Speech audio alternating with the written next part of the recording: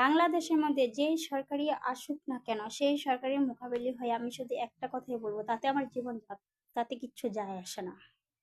শুধু একটা কথাই বলবো, কারণ পৃথিবীর সব রাষ্ট্রের থেকে সবথেকে বেশি খারাপ বাংলাদেশটা। কেন জানেন?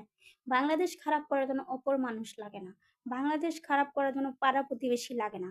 একটা বাংলাদেশ খারাপের জন্য দায়ী শুধু একটা রক্তের গোষ্ঠীর বংশের ফ্যামিলির আত্মীয় স্বজন, নিজের লোক। আর এই নিজের লোকের শত্রু কোনোদিন তাড়ানোও যায় না। আইনের কাছে গেলে নিজের লোকের কোনো বিচার নাই। কিছু টাকা ঘুষ খাইলে আইনের লোকেরা এই বিচার মিট করে দেয়, কোনো বিচার হয় না, আরো অত্যাচার বাড়ে। এমনকি নারীর ইজ্জতের দাম নেই, নারীকে বিক্রি করে খাওয়া হয়। আর বাংলাদেশে যেই সরকার সামনে আসুক না কেন, আমি সেই সরকারের মোকাবিলা হয়ে শুধু একটা কথাই বলবো, আমি আমার জীবনকে ভয় পাই না। একটা কথাই বলবো আমি, যে বাংলাদেশের সরকার হিসাবে যদি তার গদিতে বৈশা থাকার যোগ্যতা সে মনে করে, তাহলে প্রতিটা ঘরে ঘরে অশান্তি তার বন্ধ করতে হবে। কারণ হাতের আঙ্গুল পাঁচটা সমান না, সব ভাই বোনের সমান না। আমি শুধু একটাই দাবি করব, যে বর্তমান সামনে যেই সরকার আসবে সেই সরকারের কাছে, যে মা বাপ মারা যদি কোনো ছোট বোন থাকে, তাহলে বড় ভাই বোনেরা সেই বোনকে বিক্রি করে খাবে কিবা জেলে ভরবে টাকার জন্য। এরকম অত্যাচার নির্যাতন আমার মতন যদি কারো জীবনে হয়, তাইলে সেই ভাই বোনদের বিরুদ্ধে কঠিন ব্যবস্থা, শাস্তির ব্যবস্থা করা হোক আইন হিসাবে।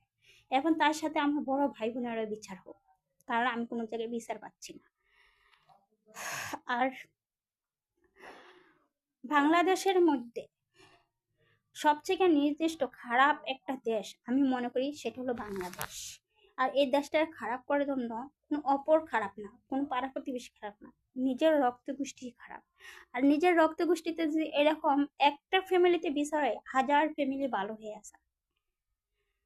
তাই আমি যেই সরকার সামনে আসবে সেই সরকারের কাছে একটা অনুরোধ করব, যে মা বাপ মরে গেল কোনো ছোট বোন রেখে সেই বোনের ইজ্জত নেওয়া, যদি কোনো বড় ভাই বোন রং তামাশা করে ইজ্জত বিক্রি করে বাজারে হাটে ঘাটে, এমনকি বোনকে বিয়ে বসতে দেয়, সেই ভাইয়ের কঠিন শাস্তি হোক, জেল জরিমানা এমনকি ফাঁসির রায় হোক আইন হিসাবে।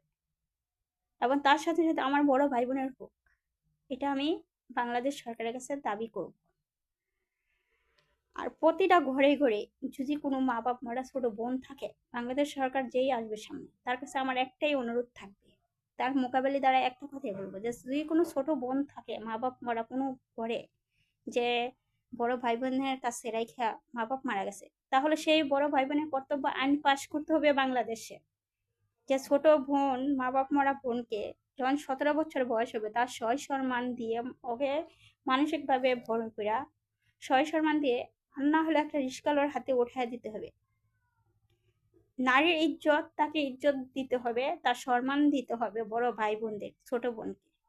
আর যদি কোনো ভাই বোন তাকে বেইজ্জতি করে টাকার জন্য তার ইজ্জত নিয়ে খেলে, তাকে কখনো বিয়ে বসতে দেয় না, কিবা তাকে বিক্রি করে জেলে ভরে, তাহলে সেই ভাইয়ের, বাংলাদেশ যেই সরকার আসবে সেই ভাই বোনদের আইন ফাঁস করতে হবে, যে এরকম ভাই বোনদের যাবজ্জীবন জেল এবং কি ফাঁসির রায়। তার সাথে সাথে আমার বড় ভাইয়েরও আমি জেল এবং কি চাই ফাঁসির রায় আইন হিসাবে।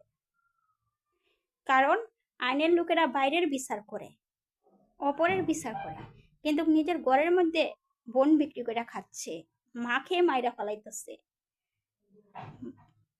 বড় ছেলে মেয়েদের অত্যাচারে মা বাপ মরে যাইতেছে, বোন বিক্রি করতেছে, জেলে ভরতেছে, আইনের লোক সব দেখতেছে, দেখে কিছু টাকা ঘুষের জন্য মুখটা বন্ধ করে চুপ করে বসে থেকে আরো সহযোগিতা করতেছে এই অন্যায়গুলা করার জন্য, অত্যাচার করার জন্য।